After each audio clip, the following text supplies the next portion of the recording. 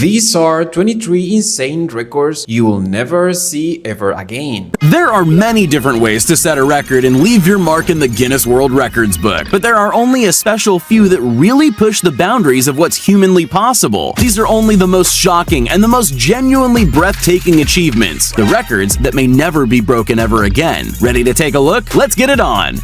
Everyone knows that being tall is a big advantage in basketball. It's just a high sport. But how high is too high? In 2018, Australian YouTubers How Ridiculous headed out to Maletsunyane Falls in Lesotho, Africa, to attempt to make a shot from the top of the falls into a hoop all the way at the bottom, 200 meters below. At first, it seemed like the breathtaking view had them a bit distracted, because they spent 5 full days throwing complete air balls. However, finally, on the 4th day, the elements seemed to align in their favor, and they managed to set the world record for highest basketball shot made. Maybe the view was just so good they were missing on purpose.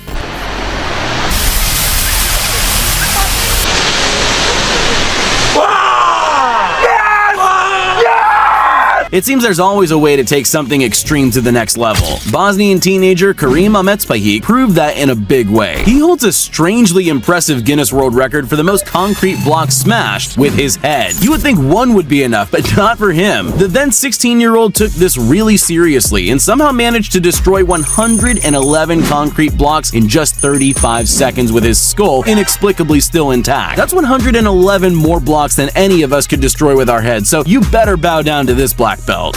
As if base jumping wasn't life-threateningly dangerous enough, Yuli Emanuel decided to kick it up a notch, or two. He took his wingsuit up a mountain in Switzerland, which he'd chosen for a reason. It had a cave close by that he was determined to jump through.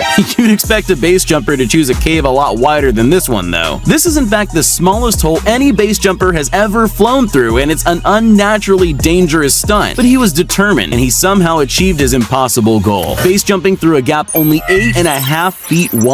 And if that sight doesn't get your heart rate up, I don't know what will. You've probably sat for an unreasonable amount of time trying to solve a Rubik's Cube at least once in your life, so you know it's not easy. Ilayaram Sakar from India decided to give himself a bit of time pressure and see how many he could solve. By that I mean, he took a breath, submerged himself in water, and tried to break the Guinness World Record for most Rubik's Cubes solved underwater, all without coming up for air. He was down there on his single breath of air for a pretty impressive 2 minutes and 17 seconds. But it's one thing to just hold your breath. It's another to solve such difficult puzzles at the same time. And yes, I said puzzles, plural. He managed to completely solve 6, stealing the record in the process. As anyone who's ever set foot on the slopes will tell you, skiing is a perilous sport, even at the most basic level. That makes this incredible world record even more impressive. When a 59-foot high hip was built in Italy for the Suzuki 9 Nights in 2016, plenty of pros took the opportunity to try out the highest hip ever built, but none did more with it than David Wise. He absolutely smashed the world record for highest air world record on a quarter pipe by soaring a glorious 46.5 feet above the surface. That's a full 13 feet higher than the previous record. When you break a record by that much, you know your title is pretty safe. The thing about freediving is that it always looks so peaceful, which is very deceiving to spectators like you and I. It's actually an incredibly difficult sport that puts your body under an enormous amount of pressure the deeper you go. Alexei Molchanov knows all too well about the mental and physical difficulty involved in freediving because he holds the record for it. The Russian took his incredible record-breaking monofin swim below ice in a quarry and made it to a staggering 590 feet, beating the previous record by 16 feet, and he makes it look easy. He dedicated his record to his mother, who died in a freediving accident a few years ago. So diving is clearly in his blood, and his record definitely won't be beaten with ease. Do you think you could limbo your body beneath a pole only 11 inches off the ground while roller skating? If you said yes, I'm super impressed, because I definitely couldn't. That's not the only reason that Tuluk Kesam is a marvel, though. He achieved the world record for farthest distance limbo skating under bars, which I didn't even think was a thing that could be done. And he was only 8 years old at the time. Even more amazingly, he does it all while doing the splits. For his record, he traveled an amazing 475 feet 7 inches on his skates under an 11.8-inch high bars in the splits position. And somehow, it doesn't even look that difficult when he does it. Well, limbo skating really shows how low some people will go for greatness. At that point, it's not just bending over backwards, it's practically horizontal ambition. Seeing a martial artist breaking through concrete bricks like it's easy is always exciting, but just because you've seen it before doesn't mean Kevin Taylor won't blow your mind when he does it. He holds 2 world records for the fastest brick breaking. He's already broken the first one he set in 2006. Honestly, you're probably going to have a hard time believing these numbers. For his current world record, he broke 584 bricks in just 57.5 seconds. With skills like that, it won't surprise you to learn that he created the World Speed Brick Breaking Association, where he teaches people how to do what he does. Even with his training though, I doubt anyone will be breaking his records anytime soon. Breaking bricks with hands must feel amazing. The problem is that maybe a lot of people will ask you if you can help them with some light demolitions at home. So yeah, that could be a problem for that talent.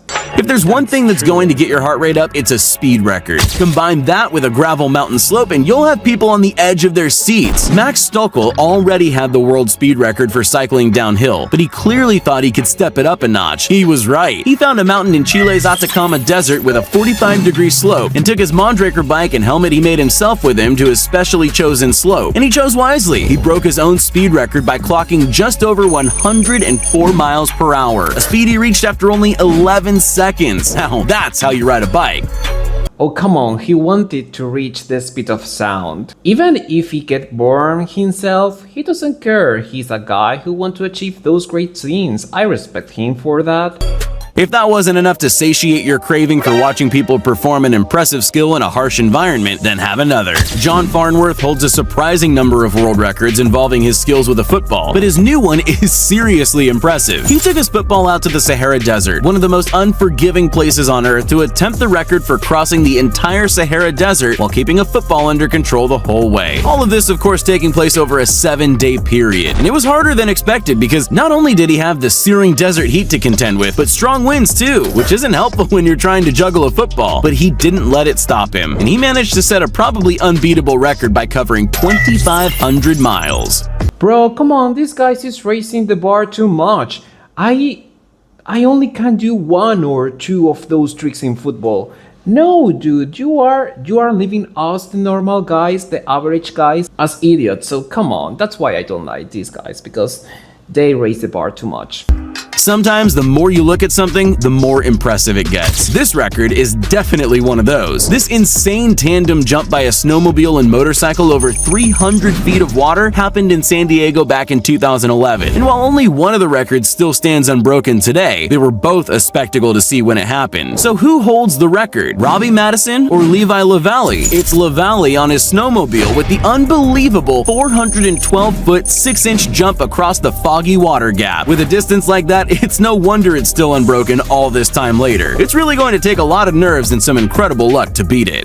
There are some things the human body just isn't designed to do. For example, we can't fly, we can't breathe underwater, and we can't survive extreme temperatures. Joseph Keberl doesn't care about the latter though. This Austrian man is quite accustomed to hanging out in freezing cold temperatures. As a matter of fact, he held the record for the longest stay in ice until it was broken by himself. He broke his own record by 30 minutes by sitting in a specially designed glass box filled with 4.4 pounds of ice for a seemingly impossible total time of 2 hours, 30 minutes, and 57 seconds. How does he cope with the pain? Just by thinking happy thoughts, apparently. And he plans on breaking the record yet again very soon. Okay, I know that I am a person who could never achieve this record because even at summer, I take bath with hot water.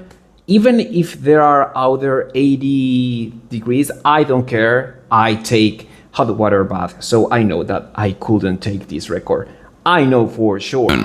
Few attempts to get your name in the Guinness Book of Records are quite as picturesque or as skillful as this one. Cappadocia in Turkey is famous for its hot air balloons, and these 3 pilots decided to make good use of them by attempting to set an incredible paragliding record. Veso Ovcharov, Andrei Prochaka, and Peter Lonsart launched themselves from the balloons and went into a spectacular infinity tumble. To make it even more difficult, they achieved this already very skilled stunt while synchronizing their tumbling with each other. They managed 126 turns in their tumbles, and all without colliding with one another. I tried once paragliding,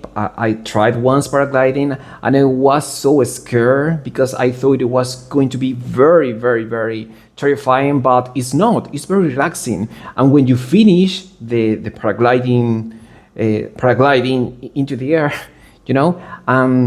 When you arrive to Earth, you are very calm, as you know, as if you had taken some, you know, special substances that relax your body. Do you know what I mean? And yeah, that's the effect you have once you have done paragliding.